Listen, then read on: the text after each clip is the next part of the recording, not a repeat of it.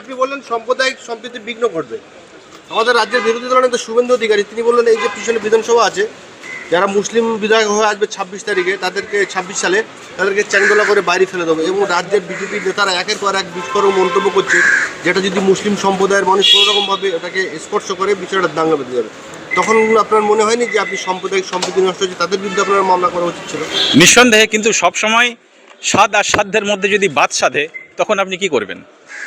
আমার তো অর্থনৈতিক সাকুল্য নেই অত যে প্রত্যেক বিষয়ে আমি একটা করে জনস্বার্থ মামলা করব। আমাদের কোরআন হাদিসের আলোক থেকে যদি বলা যায় যেখানে তুমি হাত দিয়ে প্রতিরোধ করতে পারবে সেখানে হাত দিয়ে প্রতিরোধ করো। হাত দিয়ে প্রতিরোধ করতে যদি তুমি অক্ষম হও তাহলে মুখ দিয়ে প্রতিরোধ করো, না হলে তুমি অন্তর থেকে ঘৃণা করে সেখান থেকে সরে এসো। তো এটাও আমার অন্তরে ঘা লেগেছে, কারণ শুভেন্দু অধিকারীর মতো রাজনীতিবিদ এরা বুঝেছেন যে রাজনীতি হলো স্বল্পকালীন ধর্ম আর ধর্ম হলো দীর্ঘকালীন রাজনীতি। তাই রাজনীতির তাস পুড়িয়ে এরা একের পর এক সাম্প্রদায়িক তাস পুড়িয়ে রাজনীতির রুটি সেঁকছে। তাই এর প্রতি ধিক্কার জানিয়ে জনগণকে সুরক্ষিত করার উদ্দেশ্যে আমি নিজের গাঁটের টাকা খরচা করে রেপুটেড লয়ার ধরে কলকাতা হাইকোর্টে জনস্বার্থ মামলা করেছি।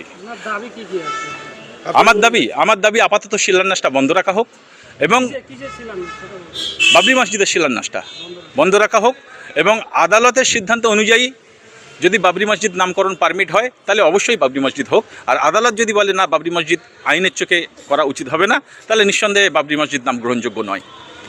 মসজিদ তো যে কোনো নাম দিয়ে করতে পারে। মসজিদ যে কোনো নাম দিয়ে করার ক্ষেত্রে আমি বলবো এখানে শর্ত আছে। কোনো ব্যক্তি নামে মসজিদ করার ক্ষেত্রে শর্ত আছে। যদি সেটা আত্মপ্রচারণা নিজেকে প্রচার করার উদ্দেশ্যে হয় বা কোনো রাজনৈতিক স্বার্থে করা হয়, তাহলে সেই উপাসনাটা গ্রহণযোগ্য হবে না আল্লাহর কাছে। সেই উপাসনাটা বরং পাপে পরিণত হবে। কিন্তু হুমায়ুন কবির সাহেব তিনি কোনো রাজনৈতিক উদ্দেশ্য নিয়ে করছেন কি না সেটা আমরা বলতে পারি না। সেটা একমাত্র জানেন যিনি অন্তর্যামী, সেই পরম করুণাময় মহান আল্লাহ পাক তিনি জানেন। না জেনে মামলা করছেন কেন? না জেনে, এটা তো পরম করুণাময় মহান আল্লাহ পাক যিনি অন্তর্যামী কেবলমাত্র তিনিই জানেন। কিন্তু এখানে একটা বিতর্ক সৃষ্টি হয়েছে, পক্ষে বিপক্ষে বহু ধরনের মন্তব্য আসছে, যেখান থেকে সাম্প্রদায়িক পরিস্থিতি বিঘ্নিত হচ্ছে। এখানে সমাজের শান্তি নিরাপত্তা বিঘ্নিত হওয়ার চরম আশঙ্কা।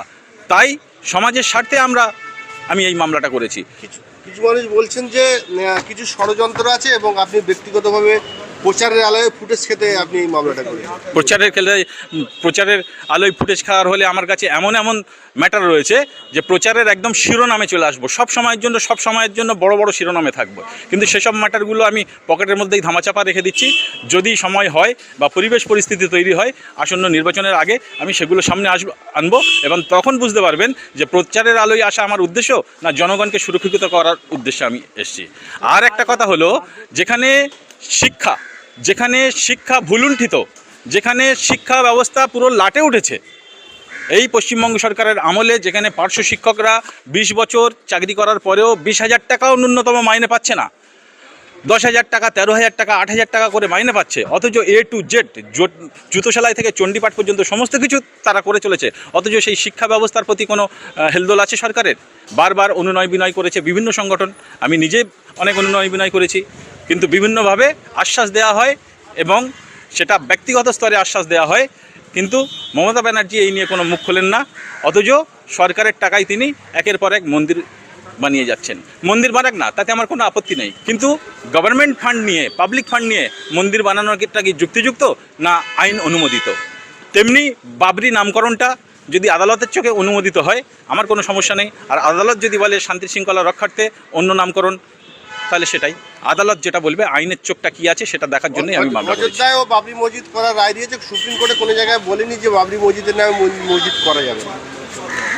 প্রথমেই বলি, সেই রায়ে এটা স্পষ্টভাবে উল্লেখ হয়েছে যে বাবরি মসজিদ ভাঙাটা ছিল অবৈধ। তাহলে সেই অবৈধ জিনিস নিয়ে যখন শ্রমিক ভট্টাচার্য বলে বাবরিটাকে আমরা পুরো একদম সমান করে দিয়ে এসেছি, এটাও সাম্প্রদায়িক উস্কানিমূলক আচরণ এবং আমি এই হেড স্পিচকে ঘৃণা করি। এগুলোকে আইনের আওতায় আনার জন্য আমি আগামী দিনে নিশ্চয়ই চেষ্টা করব। কারণ ধর্মীয় তাস দিয়ে রাজনীতি না করে উন্নয়নের রাজনীতি যদি কেউ করতো তাহলে আমি তাকে সমর্থন করতাম। আপনার নাম? আমার নাম ডক্টর আব্দুল সালাম শেখ। আচ্ছা, আপনার আইনজীবী? সব্যসাচী চট্টোপাধ্যায় এবং বিকাশ রঞ্জন ভট্টাচার্য। আমার বাড়ি জয়নগর। এটা পরে হুমায়ুন কবির নয় বাবরি মসজিদ করার জন্য তাকে তাড়িয়ে দেবেন? মমতা ব্যানার্জিকে তাড়াতে পারবেন? সরকারি টাকায় জগন্নাথ মন্দির বানিয়ে দিলেন। তৃণমূলকে তাড়াতে হলে তো মমতা ব্যানার্জি থেকে তাড়ানো শুরু করতে হবে। সরকারের টাকা নিয়ে জগন্নাথ মন্দির, ভারতে যদি এই প্রশ্ন করা হয় যে ইতিহাসে এরকম কোনো মন্ত্রী, মুখ্যমন্ত্রী বা প্রধানমন্ত্রীর নাম বলুন যে কত বেশি মন্দির বানিয়েছেন সরকারের টাকায়, মমতা ব্যানার্জির নাম একে আসবে। দুর্গাপুজোয় চাঁদা দেওয়া, মৌলবীদেরকে ভাতা দেওয়া, পুরোহিতদেরকে ভাতা দেওয়া, মৌলবীর ছেলেকেও চাকরি দিল না। এসএসসিতে চাকরি গেল, মৌলবীর ছেলেরও গেল, আবার পুরোহিতের ছেলেরও গেল। কিন্তু ইমামকে ভাতা দেবেন উনি, পুরোহিতকে ভাতা দেবেন উনি, চাকরি কাউকে উনি দিতে চাইবেন না। যেখানে চাকরি হবে জট পাকাবে। এটা হচ্ছে তৃণমূল বিজেপির রাজনীতি কমন এজেন্ডা। কিন্তু চাকরি হারারা বলতে জট পাকাচ্ছেন বিকাশ রঞ্জন, জট পাকাচ্ছেন আপনারাই। কে বলেছে? যারা চাকরি কালকে দেখলেন নাচানাচি এই কে বলেছে? ধারার মধ্যে কি না করেছে?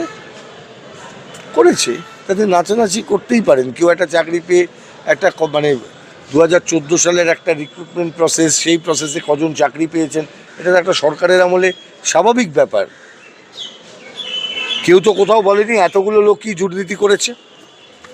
কিন্তু এর ফলে কি এটা বলতে পারছেন কোনো জায়গায় যে প্রাইমারি রিক্রুটমেন্টে দুর্নীতি হয়নি? আপনারা জবাব দিন এবার। এই যে এত কথা কালকে এখানে লেকচার দিয়ে গেলে লোকে, যারা চাকরিতে রইলেন তারা চাকরিতে থাকুন, যারা দুর্নীতি করেননি তাদের চাকরি রক্ষা করাটা আমাদের সবার কাজ। কিন্তু তার মানে যদি তারা এটা মনে করেন বা তৃণমূল কংগ্রেস যদি বলে যে এটার ফলে প্রমাণিত হলো কোনো দুর্নীতি নেই, তাহলে কিন্তু খুব ভুল করছেন। আমার প্রথম প্রশ্ন হচ্ছে, প্রাইমারি এডুকেশন স্ক্যামের চার্জশিটে কলকাতা শহরের বড় বড় রিয়েল এস্টেট কোম্পানিগুলোর নাম কেন আছে? কেন বেঙ্গল মার্লিনের নাম ওর মধ্যে আছে? কেন পিএস এর নাম ওখানে আছে? কেন অমুক রিয়েলিটি কোম্পানির নাম আছে? প্রশ্ন জাগিনি আপনাদের? একজনও কেউ খবর করলেন না কেন? তার মানে কি লিপস অ্যান্ড বাউন্স হয়ে টাকা ওখানে কেটেছে? যে টাকা এখান থেকে বাইরে বেরিয়ে গেছিল সেই টাকা আবার ফিরেছে? কোটি কোটি টাকা স্ক্যাম কেন নাম আছে? প্রশ্নটা করলেন না আপনারা কেউ? আপনার বাড়ি হচ্ছে জয়নগর, জয়নগর তাই তো? জয়নগর তো? হ্যাঁ, জয়নগর। হুমায়ুন কবিরের আইনজীবী তিনি বলছেন যে জয়নগর থেকে ডক্টর আব্দুল সালাম তিনি কিভাবে বুঝতে পারলেন যে মুর্শিদাবাদ সেই জায়গায় ল অ্যান্ড অর্ডার ডিস্টার্ব হবে, সেই জায়গায় ল অ্যান্ড অর্ডার ভেঙে পড়বে, সেই জন্য আপনি মামলা করেছেন? কী বলবেন?